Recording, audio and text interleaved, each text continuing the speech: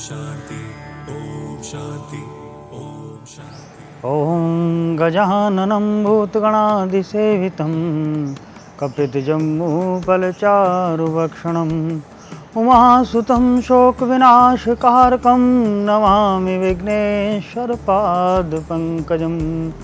ॐ एकदन्ताय विद्महे वक्रतुण्डाय धीमहि तन्नो दन्ति प्रचोदयात्। मैं प्रथम पूज्य गौरी और शिव के पुत्र भगवान गणपति को नमस्कार करता हूँ। मेरे प्रिय मित्रों, नमस्कार। आपका दिनेश फिल्म्स के यूट्यूब चैनल में स्वागत है। पूर्व में हम जिस विषय पे बात कर रहे हैं विषय है गणपति रहस्य।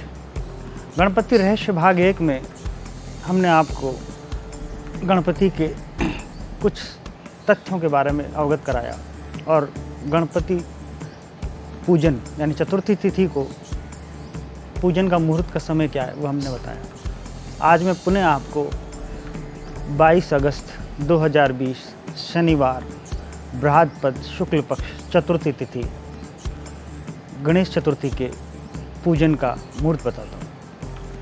बृहस्पति मास शुक्ल पक्ष चतुर्थी तिथि शनिवार को हस्त नक्षत्र रहेगा, साध्य योग होगा और चंद्रमा कन्या राशि पर होंगे।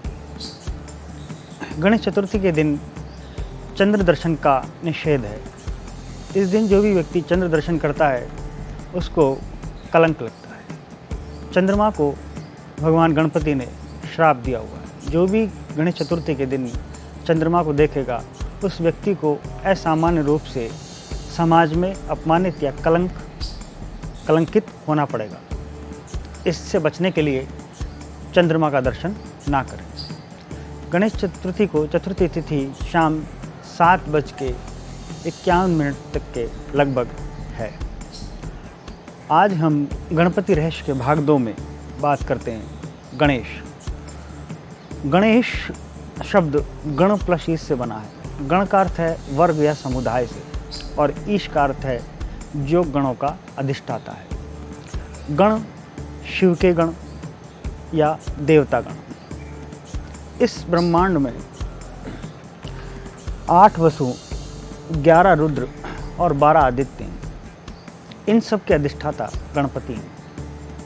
इसी प्रकार ज्योतिष शास्त्र में मघा, मूल, अश्विनी नक्षत्र में जिन जातकों का जन्म होता है इन नक्षत्रों को भी 3 गणों में बांटा गया है: देवगण, मानवगण और राक्षस गण।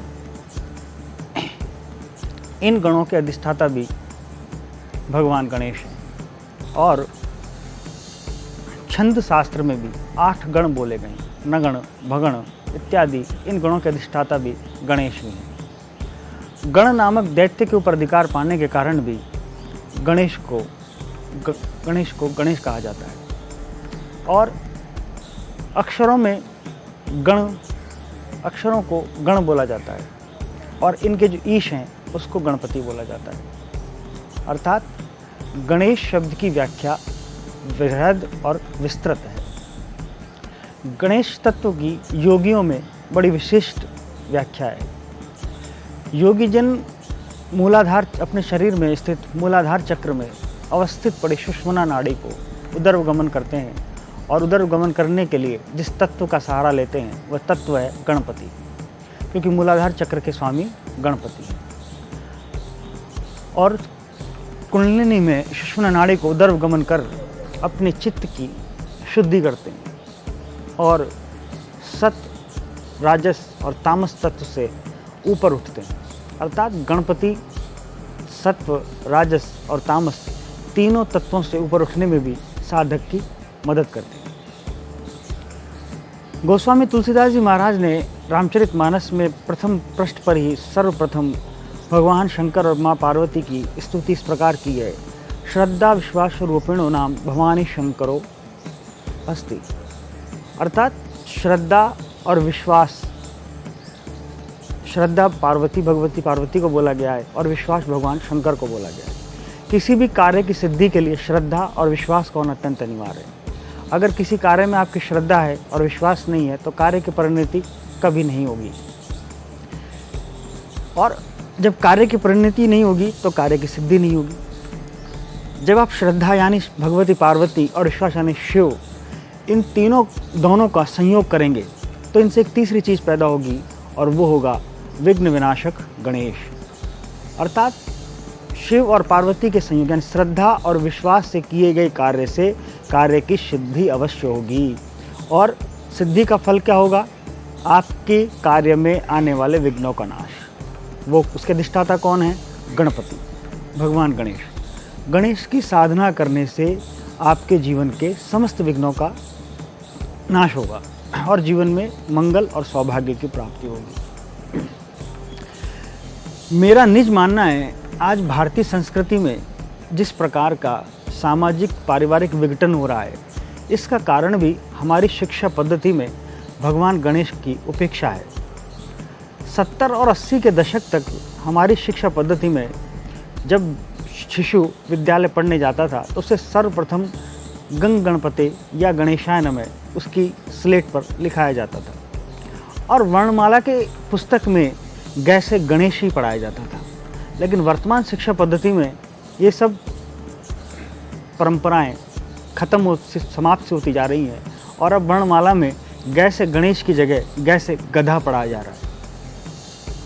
अब आप स्वयं विचार कीजिए, जिस संस्कृति में पूर्व काल में गैसे गणेश पढ़ाया जाता था और अब गैसे गधा पढ़ाया जाएगा तो संस्कृति पर किस प्रकार का प्रभाव पड़ेगा।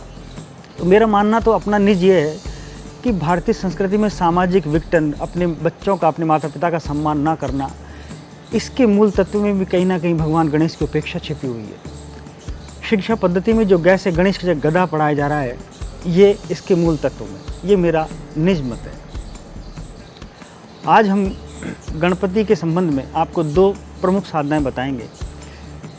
एक साधना है संकट नाशन स्तोत्र और दूसरी साधना है गंग गणपते मंत्र का जाप। जब किसी भी जातक के जीवन में आर्थिक संकट, शारीरिक विषमताएं, रोग, परेशानियां, बाधाएं खड़ी हो जाएं या उसके जीवन में कुछ क्रूर ग्रह राहु और केतु की दशा और अंतर्दशा चलने लगे, जातक को मानसिक भ्रम जब समझ में न आए कि किस प्रकार का रास्ता चुना जाए और क्या किया जाए, क्या नहीं किया जाए, तब जातक को भगवान गणेश का सहारा लेना चाहिए। और गणपति के मूल मंत्र ओम गंग गणपते नमः मंत्र का निश्चित संख्या में और निश्चित दिनों तक संकल्पित होकर एक अनुष्ठान उठाना चाहिए। और इस अनुष्ठान को करने से जातक के जीवन में आने वाली समस्त परेशानियां विघ्न विनाशक भगवान गणपति अवश्य दूर करेंगे। इसका सामान्य विधान मैं आपको बताता हूँ। गणेश चतुर्थी के दिन शुभ मुहूर्त यानी अभिजीत मुहूर्त में भगवान गणपति का चित्रपट सामने रखें, हाथ में जल लेके संकल्प करें, धूप दीप नैवेद्य भगवान गणपति को अर्पित करें और निश्चित संख्या में 11, 21 या 51 माला, जितनी आप माला का जाप करें उतने ही दिनों की संख्या में आप लगातार उन माला को निश्चित संकल्पित होकर जाप करें।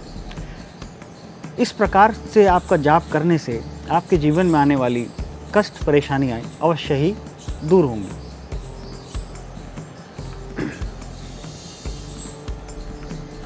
इसमें गणपति को 21 दूर्वा अंकुर और 21 मोदक का भोग लगाएं। 21 मोदक का भोग लगाने के बाद में 21 मोदकों में से 7 मोदक 9 वर्ष से छोटे किसी बालक को दें और 7 मोदक गणपति के आगे रहने दें और 7 मोदक प्रसाद रूप में आप अपने घर में ग्रहण करें। और श्रद्धा और विश्वास के साथ, जैसे मैंने आपको पूर्व में बताया, श्रद्धा भगवती पार्वती है और विश्वास भगवान शिव हैं। जब श्रद्धा और विश्वास के साथ आप उस कार्य को करेंगे तो निश्चित ही उससे एक तीसरी चीज़ उत्पन्न होगी और वो होंगे गणेश। और जब गणेश आपके जीवन में आएंगे तो आपके जीवन में गणपति रिद्धि सिद्धि के दाता हैं और विद्या और बुद्धि के दाता हैं। तो आपके जीवन में जब विद्या और बुद्धि होगी तो आपको जीवन में सफलता अवश्य मिलेगी। विभिन्न प्रकार के कई बार आख्यानों में मिला है, जब व्यक्ति के पास में शुद्ध बुद्धि और चित्त होगा तभी वह अच्छा कार्य कर पाएगा। जिस व्यक्ति की बुद्धि भी भ्रम में है या विभिन्न प्रकार के विषादों में है, मन से उदास है, तो किसी प्रकार के कार्य में उसको सफलता नहीं मिलेगी। कार्य में अगर सफलता चाहिए तो आपको भगवान गणपति का अनुष्ठान ये ओम गंग गणपते नमः मंत्र का जाप करके करना चाहिए। यह इसका सामान्य विधान है। इसको आप गणेश चतुर्थी से कर सकते हैं और 10 दिन की साधना में अनंत चतुर्दशी तक करें। और अनंत चतुर्दशी के दिन किसी 9 वर्ष से छोटे बालक को भोजन करा करके गणपति का आशीर्वाद लेवे। नित्य 21 दूर्वांकुर और 21 मोदक का भोग लगाएं। 21 के 3 भाग करने हैं, 7 गणपति के लिए, 7 9 वर्ष से छोटे बालक के लिए और शेष 7 आप प्रसाद के रूप में अपने घर में ग्रहण कर सकते हैं। दूसरा प्रयोग मैं आपको बता रहा हूँ गणपति का संकट नाशन स्तोत्र। संकट नाशन स्तोत्र मैं आपको बोल के बता रहा हूँ और हमारे YouTube चैनल के ऊपर यह आपको दिख जाएगा, जिससे आप वहाँ से उसको नोट कर सकते हैं। प्रणम्य शिरसा देवः गौरी पुत्र विनायकम भक्तवास स्मृति नित्य आयु कामार्थ सिद्धे। प्रथम वक्रतुंडम च एकदंत द्वितीयकम तृतीयम कृष्ण पिंगाक्ष गजवक्त्र चतुर्थकम लंबोदरम पंचम च षष्ठ विकट में च सप्तम विघ्न राजेंद्र धूमवन तटाष्टकम नवम भालचंद्रम च दशम तो विनायकम एकादशम गणपति द्वादश तु गजाननम द्वादशैतानि नामानि त्रिशन्धे पठेन्नरे न च विघ्न भयं तस्यं सर्वसिद्धि करम परमहे। अब इस स्त्रोत को पढ़ने वाले को क्या क्या फल मिलेंगे? विद्यार्थी लभते विद्या, धनार्थी लभते धनम, पुत्रार्थी लभते पुत्रान, मोक्षार्थी लभते गति। जिनको मोक्ष की कामना उनको मोक्ष प्राप्त होगा, जिनको धन की कामना उनको धन प्राप्त होगा, जिनको पुत्र की कामना है उनको पुत्र प्राप्त होगा। जपेत गणपति स्त्रोतम खड़बी मासे फलम लभे। इस स्त्रोत का पाठ 6 महीने तक लगातार करने पर सभी कार्यों की सिद्धि आपको अवश्य होगी। अष्टाभ्यो ब्राह्मणों लिखित्वाय समर्पित तस्य विद्या सर्वा गणेश प्रसादते। इस स्त्रोत को श्वेत पृष्ठ पर यानी सफ़ेद कागज पर लाल पेन के शाई से लिखकर 8 ब्राह्मणों को आप दक्षिणा सहित देने से गणपति भगवान की कृपा आपको पूर्ण रूप से प्राप्त होगी। आप गणेश चतुर्थी के दिन से संकट नाशन स्तोत्र का पाठ शुरू करें और 6 महीने तक लगातार इसको करें और इससे अपने जीवन में सुख सौभाग्य और धन धान्य इन सब की सुख समृद्धि की प्राप्ति करें। यही मेरा इस कार्यक्रम को चलाने का उद्देश्य है कि समाज में लोगों का किसी प्रकार से दुख या कष्ट दूर हो। हमारे जीवन का मुख्य उद्देश्य समाज में फैली हुई विषमता, लोगों के दुख दर्द कष्टों को दूर करना है। इसी उद्देश्य के साथ में हमने इस कार्यक्रम को आपके समक्ष प्रस्तुत किया है। आप इसको अधिक से अधिक देखें, शेयर करें और इसका लाभ उठाएं। इसी के साथ अपनी वाणी को विराम देता हूं और आप सभी दर्शकों की खुश और सुख सौभाग्य की मंगल कामना के साथ शुभेच्छा देता हूं। नमस्कार।